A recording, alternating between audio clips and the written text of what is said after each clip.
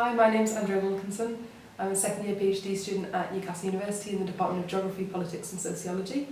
I'm investigating the impacts of climate change on coffee farmers in Peru, and this is a collaborative PhD with a coffee company based in London called Twin, who I had links with through previous employment. And what methods of fieldwork are you using for your PhD? I'm using qualitative methods, so a lot of interviews, focus groups, and also collecting kind of secondary data from cooperatives and coffee farmers. And what preparation did you do before you came to Peru?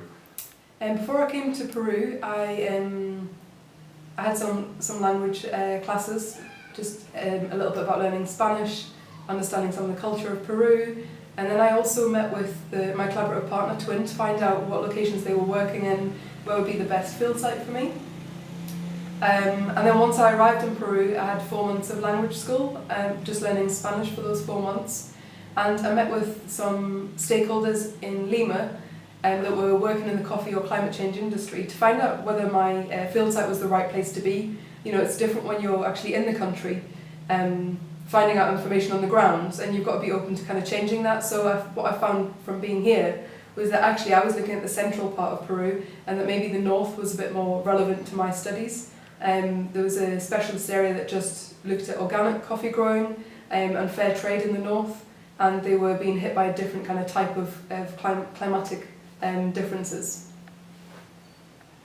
And did you do any pilot fieldwork before you entered the final phase of your research? Yeah, I came up to the north of Peru probably a month early, maybe 6 weeks early, and met with some of the cooperatives and just some local people and tried out some of my questions. So I did a few kind of practice interviews to test out the questions, to see if people understood them, to see if I was getting the right information back, and to look at the key themes that I was trying to gain information on, to see if they were still appropriate while I was here. And then I went through a process where I tweaked my research questions and then set up all of the interviews. So when I actually started the fieldwork phase of my PhD, I'd set up all of the interviews, and I knew the locations I needed to go to, and the right people, the right contacts. So that was a huge benefit, so I'd highly recommend a pilot field study. And what was beneficial in terms of you getting access to interviewees?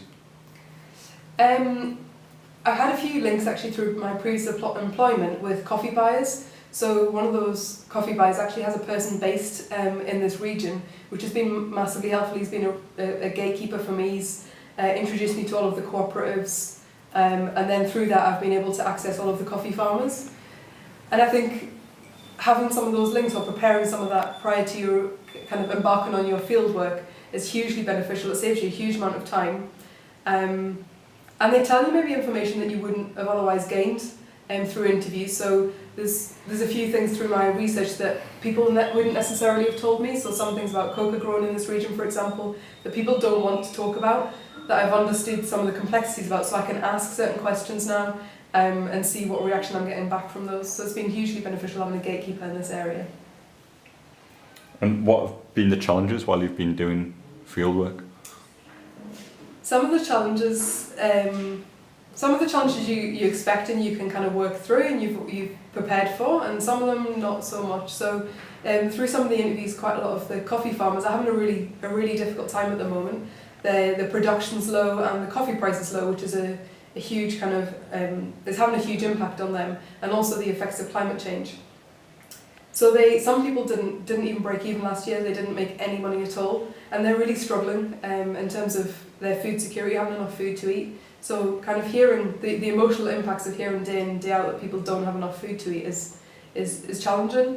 And some of the Peruvian generosity that comes with that as well is that, you know, I've gone through a whole interview and people have talked about their food security and not having enough food to eat, and that they haven't eaten meat for months. And then at the end of that interview, they offer me a guinea pig, which is incredibly generous and incredibly kind of them.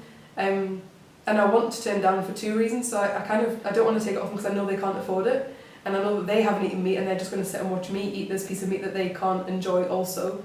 And the second reason is that it's probably going to make me sick, and I'm only here for a set amount of time, and I don't have time to have 2 weeks, months being ill, like I've got to get my fieldwork finished within a certain time frame. So it's quite tricky, and I've kind of learnt before going to interviews just to mention that I'm not feeling overly great, and then when they offer it to me, I can kind of legitimately say, actually, I'm not feeling very, very well, but thank you very much for your offer. What would you say about how you found using your supervisors for advice and things?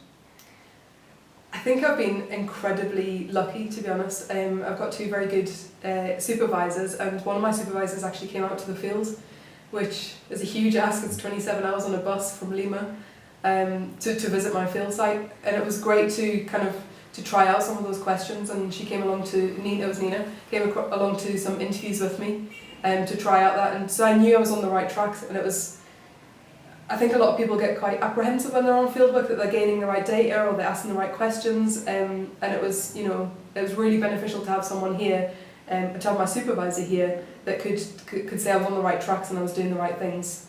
The other thing is that just staying in touch. I know I've heard that quite a lot of people go on fieldwork and don't contact their supervisors.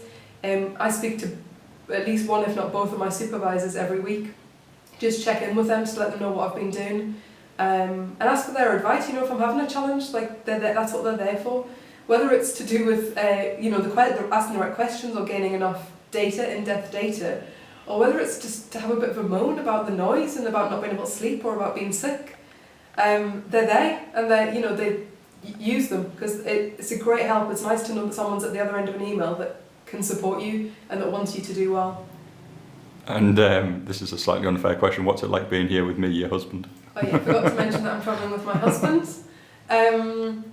It's great. It's really good to have some company. Like, we're in the middle of nowhere at the minute. We're 27 hours from Lima, 10 hours from the nearest city, and it can be quite lonely. Even though I am travelling with my husband, it can be quite lonely and quite hard sometimes. And when you're out all day doing interviews, it's great to have someone at the end of the day that you can kind of share some of the challenges that you're having, whether it's about fieldwork or about food or whatever it is. And then I've got someone to go to have a break with and get to talk about something different and kind of switch off a little bit from the fields and to take a couple of weeks holiday. And so my personal experience of that is brilliant, and I would highly recommend it. But I know it's not appropriate for everyone. People have kids and other commitments at home.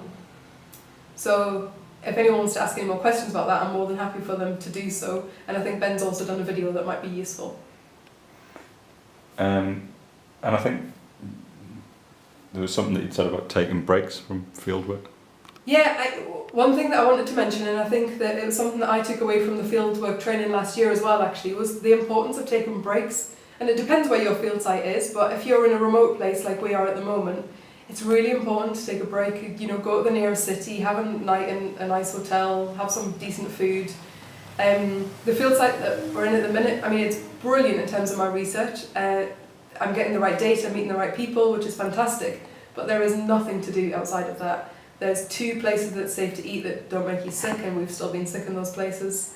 There's absolutely nothing to do, and you need a break. You need to kind of switch off from your research, I think, sometimes, and think about whether you're on the right tracks, what you need to do, and just have a bit of fun as well and relax.